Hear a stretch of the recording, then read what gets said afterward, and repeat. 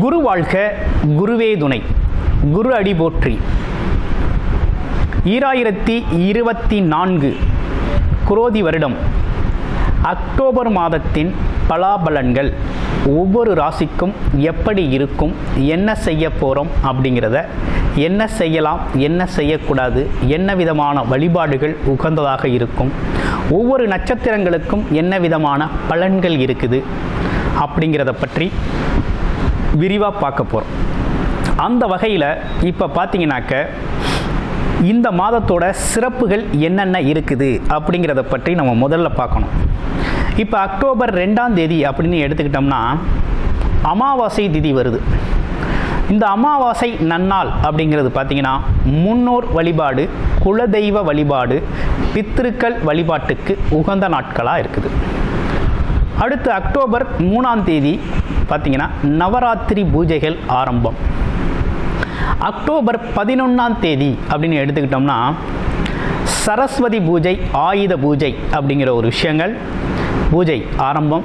அன்னைக்கு தான் அந்த பூஜைகள் செஞ்சு வழிபாடு செய்யக்கூடிய ஒரு நாள். அடுத்து அக்டோபர் 17 அப்படிங்கிறது பௌர்ணமி திதி. திரு அண்ணாமலையாரை வழிபடக்கூடிய, கிரிவலம் சென்று வழிபடக்கூடிய, முழு அருளை பெறக்கூடிய ஒரு நல்ல நாள், அம்மனுக்கு உகந்த நாளாகவும் இருக்குது. இப்படிப்பட்ட விசேஷ தினங்களோடு இருக்கக்கூடிய இந்த நாட்களில் 21 அக்டோபர் 21, 24 பார்த்தோம்னாக்க சுபமுகூர்த்த தினங்களாக வருது. அடுத்து அக்டோபர் 28 வாஸ்து நாள். புது வீடு கட்டணும் அப்படின்னா வாஸ்து குறிக்கிறதுக்கு மிகவும் உகந்த நாளாக இருக்குது. அடுத்து அக்டோபர் 31 தீபாவளி திருநாள் பண்டிகை அப்படிங்கிறது அன்னைக்கு தான் வருது. இப்படிப்பட்ட சிறப்புகளோட இந்த மாதம் தொடங்குது. அது மட்டும் இல்லைங்க, 4 விதமான கிரக பெயர்ச்சிகள் அப்படிங்கிறதும் இந்த அக்டோபர் மாதத்தில் வருது. புதன் பகவான் பார்த்தோம்னா அக்டோபர் 10ஆம் தேதி பெயர்ச்சி ஆகிறார். சுக்கிர பகவான் 13ஆம் தேதி பெயர்ச்சி ஆகிறார். செவ்வாய் பகவான் அப்படிங்கிறவர் 20ஆம் தேதி பெயர்ச்சி ஆகிறார். இதுக்கு இடையில் சூரிய பகவான் அப்படிங்கிறவர் அக்டோபர் 14ஆம் தேதி பெயர்ச்சி ஆகிறார். இப்படிப்பட்ட பெயர்ச்சிகளை வைத்துக்கொண்டு என்ன விதமான பலாபலன்கள் இந்த அக்டோபர் மாதத்தில் இருக்க போகுது அப்படிங்கிறத டீட்டெயில்டாக விரிவாக நம்ம பார்க்க போகிறோம்.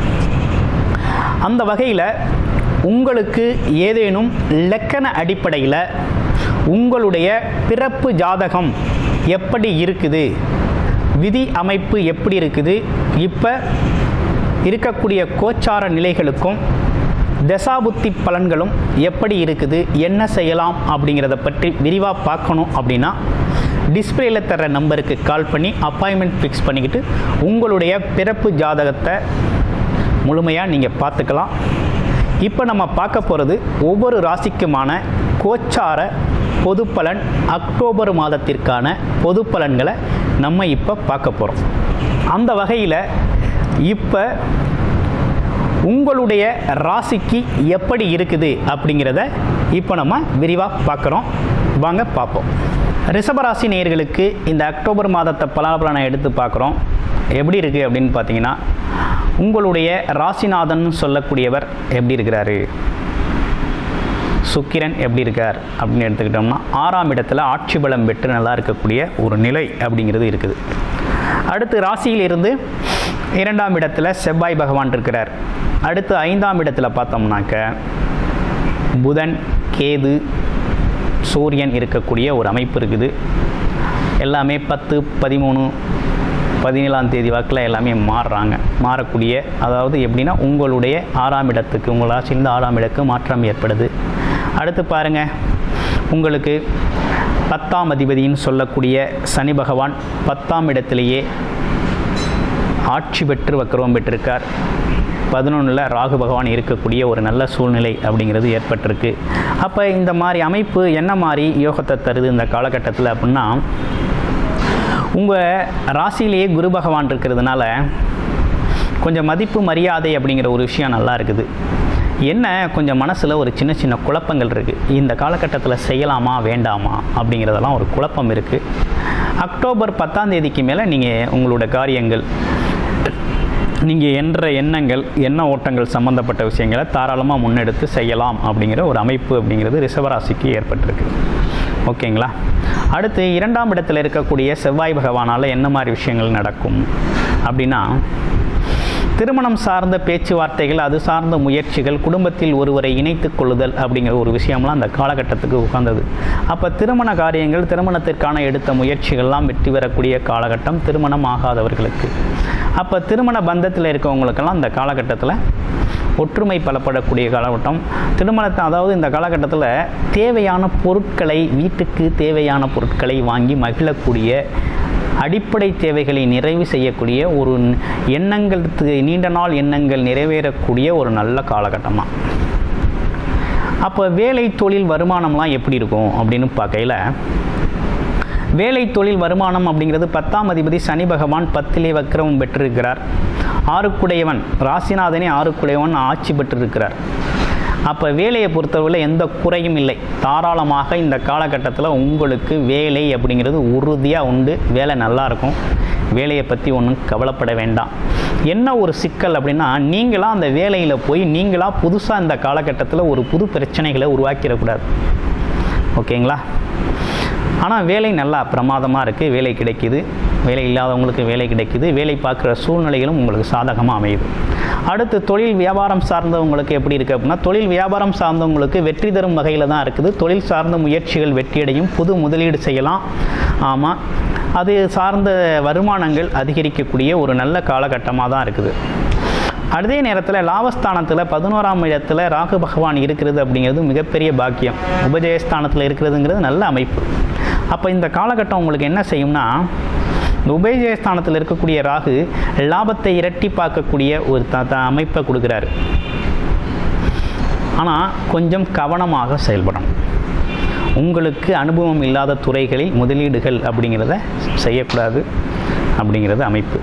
குடும்பம் அமைப்புகள்லாம் எப்படி இருக்குது அப்படின்னா, குடும்ப அமைப்புகளை பொறுத்த வகையில் 5ஆம் இடத்துல இருக்கிறதுனால குடும்ப அமைப்புகள்லாம் இப்போ இந்த காலகட்டத்துக்கு உங்களுக்கு நல்லா தான் இருக்குது. புதுசாக பார்த்தீங்கன்னா, குடும்பத்தில் ஏதேனும் புது விஷயங்களை செய்யணும் அப்படின்னா, நீங்கள் வந்து ஆகஸ்ட் 13ஆம் தேதிக்கு மேலே, அக்டோபர் 13ஆம் தேதிக்கு மேலே நீங்கள் செஞ்சுக்கிட்டிங்கன்னா உங்களுக்கு சிறப்பாக இருக்கும். புது விஷயங்களை திட்டமிடுறது, புதுசாக ஒரு விஷயத்தை செய்யணும்னு ஆரம்பிக்கிறதெல்லாம் அக்டோபர் 13க்கு மேலே பண்ணிக்கோங்க. வேறு என்ன சிறப்புகள் இருக்குது அப்படின்னா, கல்வியெல்லாம் எப்படி இருக்குது அப்படின்னா, கல்விக்காரகன்னு சொல்லக்கூடிய புத பகவான் ஞானக்காரகனோடு சேர்ந்து நல்ல அற்புதமாக இருக்கிறாரு. அப்போ படிப்பு சார்ந்த விஷயங்கள்லாம், படிப்பு வராத குழந்தைகளுக்கெல்லாம் படிப்பு நல்லாயிருக்கும். குடும்ப பெண்மணிக்கெல்லாம் அந்த காலகட்டத்தில் அவங்களுக்குன்னு ஒரு நிம்மதியான ஒரு அமைப்பு ஏற்படும். அவங்களுக்கு அவங்களோட உழைப்புக்கான அங்கீகாரங்கள் கிடைக்கக்கூடிய ஒரு நல்ல காலகட்டம். பாராட்டுக்கள் கிடைக்கக்கூடிய காலகட்டம். அக்கம் பக்கத்தில் ஒற்றுமைகள் அதிகரிக்கக்கூடிய காலகட்டமாக இந்த காலகட்டம் அமைஞ்சிருக்கு. ஏதேனும் உடல் வியாதிகள், உடல் சார்ந்த நோய்கள் வருமா அப்படின்னா, ஆரம்ப காலகட்டத்தில் தலைவலிக்கிறது, தலை சார்ந்த தலைப்பாரம் அப்படின்னு சொல்லக்கூடிய, அதாவது குழப்பம் சம்மந்தப்பட்ட குழப்பத்தால் வரக்கூடிய சில சின்ன விஷயங்கள் வரும். தலைவலிக்கிறது இந்த மாதிரி.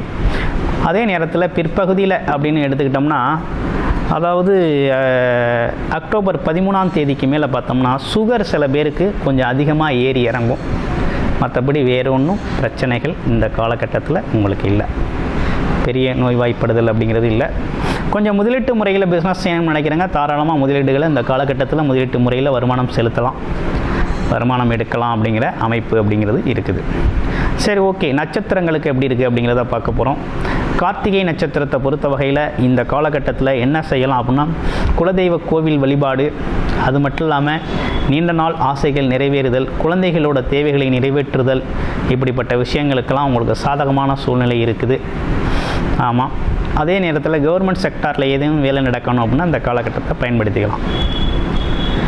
அடுத்து ரோகிணி நட்சத்திரத்துக்கு எப்படி இருக்குது அப்படிங்கிறத பார்க்க போகிறோம். ரோகிணி நட்சத்திரத்தை பொறுத்த வகையில் இந்த காலகட்டத்தில் பார்த்திங்கன்னா, வீடு, வண்டி, வாகனங்கள், பயணங்கள், இடமாற்றம் செஞ்சுக்கிறது, ஊர் மாற்றம் செஞ்சுக்கிறது, வேலைக்காக வேறு இடத்துக்கு பயணம் போகிறது, இப்படிப்பட்ட விஷயங்கள்லாம் நல்லா இருக்குது. ஆமாம், சூழ்நிலை நல்லா இருக்குது. அம்மாவோட உடல் ஆரோக்கியம் அப்படிங்கிறதுலாம் நல்லா இருக்குது. குடும்ப ஒற்றுமை அப்படிங்கிறது அதிகரிக்கக்கூடிய காலகட்டம். மிருகசீர நட்சத்திரத்துக்கு எப்படி இருக்குது அப்படிங்கிறத பார்க்க போகிறோம். மிருகசீர நட்சத்திரத்தை பொறுத்தவரையில் சின்ன சின்ன கோபங்கள் வரும். ஆனால் எதுலேயும் அதி தீவிரமாக செயல்படக்கூடிய ஆற்றல், உதவி, பிறருக்கு உதவி செய்தல் அப்படிங்கிறது நற்குணங்கள்லாம் உண்டு. இருந்தாலும் இந்த காலகட்டம் எப்படி இருக்குது அப்படின்னா, வருமானம் சார்ந்த விஷயங்கள், அதே நேரத்தில் திருமணம் சார்ந்த விஷயங்கள், குடும்பம் சார்ந்த விஷயங்களில் கொஞ்சம் உங்களுக்கு சாதகமான சூழ்நிலைகள் இந்த காலகட்டத்தில் ஏற்படுது. அதே நேரத்தில் அக்டோபர் 20ஆம் தேதிக்கு மேலே உங்களோட உடல் ஆரோக்கியத்தில் கொஞ்சம் கவனம் எடுத்துக்கணும் அப்படிங்கிற மாதிரி இருக்குது. எடுக்கிற காரியங்களில் உங்களுடைய பிறப்பு ஜாதகத்தில் என்ன விதமான தசாபுத்தி அமைப்பு இருக்குது அப்படிங்கிறத பார்த்துக்கிட்டு நீங்கள் புது முயற்சிகளை செய்யலாம். இந்த காலகட்டத்தை பொறுத்த வகையில் என்ன விதமான வழிபாடு நல்லா இருக்கும் அப்படின்னு பார்க்கையில், உங்களுடைய ராசிக்கு சனிக்கிழமைகளில் பார்த்தீங்க அப்படின்னா ஆஞ்சநேயர் வழிபாடும், அதே நேரத்தில் வெள்ளிக்கிழமைகளில் பார்த்திங்கன்னா அம்மன் வழிபாடு அப்படிங்கிறதையும் தொடர்ச்சியாக செஞ்சுக்கிட்டு வாங்க. இந்த காலகட்டம் அப்படிங்கிறது உங்களுக்கான காலகட்டமாக ரொம்ப சிறப்பாக இருக்கும். வாழ்த்துக்கள். நன்றி. வணக்கம்.